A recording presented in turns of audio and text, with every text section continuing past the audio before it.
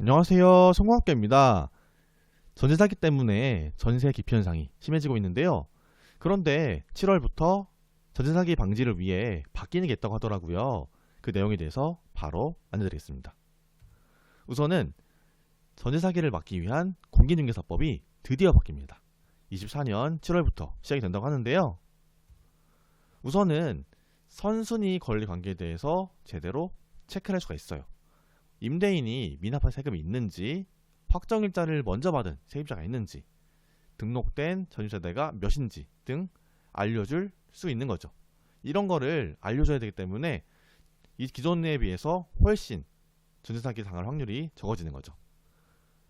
그리고 집이 경매에 넘어가더라도 최소한 내가 받는 금액인 최우선 변제권, 그리고 집주인이 돈을 못 줄 때 돌려받는 제도인 보증보험 여부에 대한 설명도 요청할 수가 있습니다. 그래서 만약에 사기를 당했어요.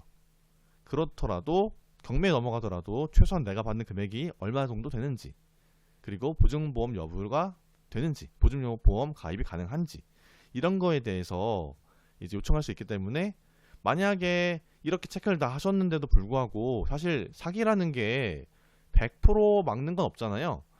그렇기 때문에 이런 부분에 대해서도 내가 나중에라도 가능한지, 나중에 설령 사기를 당했더라도 돈을 받을 수 있는지, 이런 부분에 대해서 확인할 수 있습니다. 그리고 이게 좀 중요하긴 해요. 기존에는 중개인이 보통 대부분 공인중개사 자격증 없이 집을 보여주는 업무를 했습니다. 그런 곳이 많았어요, 생각보다.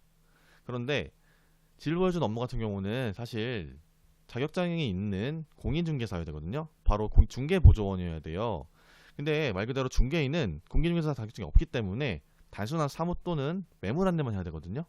그래서 반드시 집을 보여주는 업무를 하시는 분이 공인중개사인지 중개보조원인지 반드시 확인을 해야 되는데, 이것도 알려줄 의미가 있는 거죠.